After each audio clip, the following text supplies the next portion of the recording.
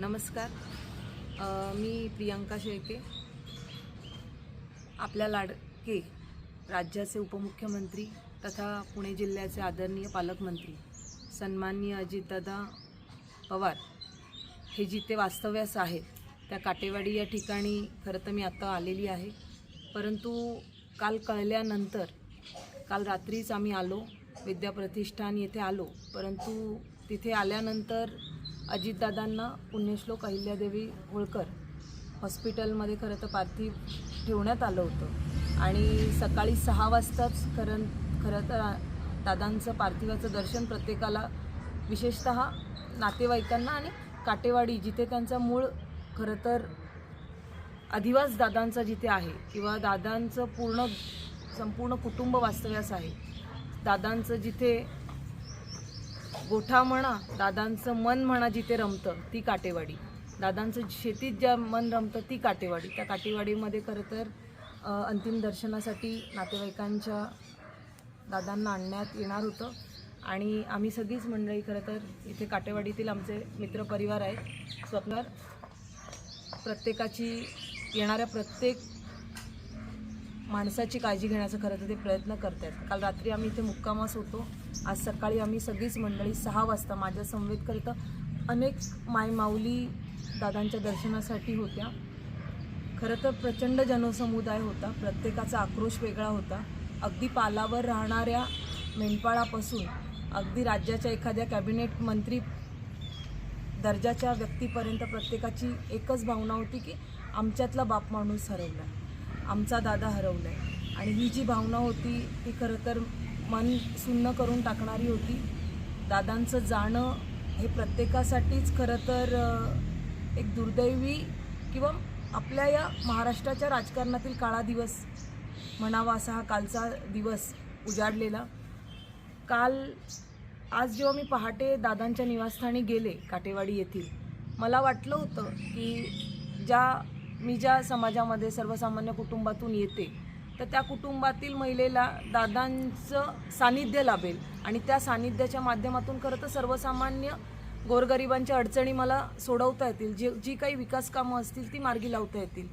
परंतु आज दुर्दैवाने आजची जी पहाट माझ्या नशिबी आली ती म्हणजे दादाच्या अडचणी मी सोडवण्यासाठी जाणार होते तर आज दादाच आम्हाला सोडून गेलेले आहेत. खरं तर दादा जेव्हा राजकीय काही स्थित्यंतरं व्हायची तेव्हा दादा अनेक वेळा नॉट रिचेबल असायचे आणि मला वाटतं 98 500 51 222 हा दादांचा जो नंबर आहे. प्रत्येकजण इथे सांगतं की एका रिंगमध्ये दादा फोन उचलायचे, पण हा फोन आता कधीही आपण बोलू शकणार नाही आहे. आपलं प्रत्येकाला गाऱ्हाणं सांगावं असा जर महाराष्ट्रातला कुठला नेता असेल, मग सर्वसामान्य असेल, एखादी मायमाऊली असेल, प्रत्येकाला पहाटेच्या वेळी भेटणारा जर कुठला नेता असेल तर तो म्हणजे अजितदादा. आणि प्रत्येकाला खरं तर दुःखाच्या या मला वाटतं मोठ्या सागरामध्ये दादा लोटून गेलेले आहेत. भावना आणि शब्द यांना खरं तर विराम नाही आहे आणि खूप आठवणी खरं तर आम्ही चर्चा करत होतो. प्रत्येकाने वेगवेगळ्या आठवणी सांगण्याचा प्रयत्न केला.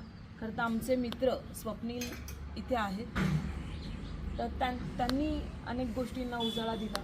स्वप्नील दादा, तुम्हाला कसं वाटलं दादांचं, तुमच्या ज्या भावना आहेत, कालपासून तो देखील उदास आहे आणि म्हणजे आमची जी मैत्री आहे ती अनेक वर्षापासूनचं आमचं मैत्री आहे, परंतु आज या निमित्ताने या दुःखात यावं लागलं. मला वाटतं ह्याच्यापेक्षा दुःखाचा दिवस कुठला नाही. मुळात ज्यावेळी आम्हाला ही बातमी सकाळच्या वेळी कळाली त्यावेळी आमचं मन सुन्न झालं. म्हणजे आम्हाला पहिलं म्हणजे ह्या गोष्टीवरती विश्वासच बसला नाही की ही गोष्ट अशी घडू शकते आणि महत्त्वाचं म्हणजे आपल्या दादाच्या बाबतीत घडू शकते असं कधी स्वप्नातही विचार केला नव्हता. गाव पूर्णपणे एका सेकंदामध्ये म्हणजे जशी बातमी पसरली तसं पूर्ण गाव ठप्प झालं. सगळ्या लोकांनी धाव घ्यायला सुरुवात केली त्या बाजूला. तर अत्यंत दुर्दैवी अशी ही घटना घडलेली आहे. आमचे दादा आज या जगामध्ये नाही आहेत. गोरगरिबांचा आवाज किंवा आम्ही ज्या व्यक्तीकडं हक्काने जात होतो एखादं काम घेऊन की बाबा दादांकडे एखादी गोष्ट जर आपण घेऊन गेलो तर ते काम 100% होणारच ही आम्हाला एक गॅरंटी होती. किंवा आम्ही इतर ठिकाणी जे मिरवायचं लोकांमध्ये की आम्ही बारामतीचे किंवा आम्ही दादाच्या गावचे, तर इथून पुढं ही गोष्ट आम्हाला साध्य करता येणार नाही कधीच. म्हणजे बोलायला शब्द नाहीत माझ्याकडे. दादाच्या आठवणी एवढ्या आहेत, अगदी गरिबापासून अगदी की कॅबिनेट मंत्र्यापर्यंत. आत्ताच ताईंनी सांगितलं की कुणी जरी आलं तरी दादांना तो माणूस सारखा असायचा. आता असं ऐकणारा आणि असं आमच्या बाजू ऐकून घेणारा नेता परत आम्हाला भेटेल का? असं आमचा दादा आम्हाला पुन्हा कधी भेटेल का? असं वाटतं कधी की अचानक दादांचा आवाज येईल, अचानक दादांच्या गाडीचा तापा जाईल इथून, अचानक दादा कुठून तरी येतील आणि आम्हाला सगळं पुण्याचं पहिल्यासारखं वाटेल. आम्हाला आधी बारामतीचा जो अभिमान होता, की आमच्या दादांमुळे आम्हाला अभिमान होता की आमची बारामती ही आमचे दादा आहेत, तो अभिमान आता आमच्यासाठी राहिलेला नाही. आमचा दादा गेले म्हणजे आमचं सर्वस्व गेले.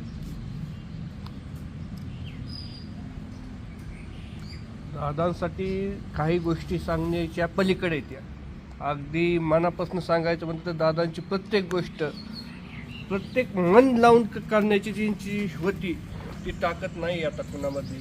कारण आता दादांना एक साधा कुठली गोष्ट आज मंदिर ना बाकी सांगायचं म्हणजे का मंदिर असो किंवा कोणची गोष्ट असो, रस्ता असू द्या, नदी नालं काही असू द्या, आयला प्रत्येक गोष्ट दादांना फक्त म्हणले ना दादा आज ही गोष्ट करायची, दादा ते करणारच.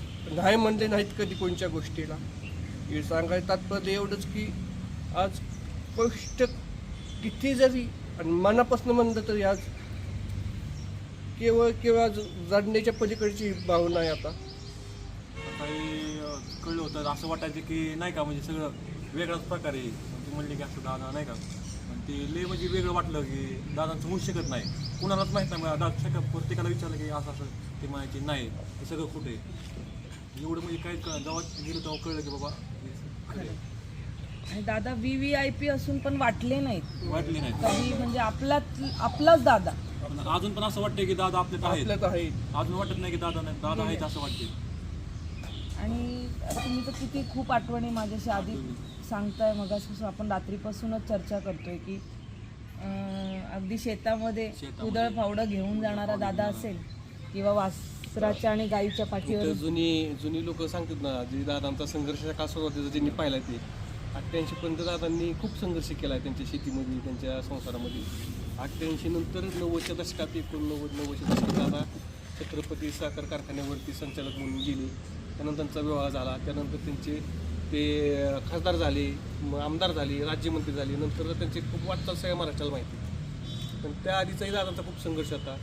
या अतिशय संघर्षातून त्यांचे वडील लहानपणी म्हणजे त्यांच्या तरुण वयात असताना त्यांचे वडील गेले. वडिलांनंतर सगळं कुटुंब त्यांनी सावरलं. आता आमच्या गावातील, आमच्या तालुक्यातील आमचा कर्ता माणूसच गेला आहे. म्हणजे ह्यातून कसं सावरायचं आणि कसं काय करायचं हे कोणाला अजून समजत नाही की ह्यातून कसं देवानी शक्ती द्यावी आता आणि सगळ्या गोष्टी व्यवस्थित ह्यातून पुढच्या घडाव्यात एवढीच आपण इच्छा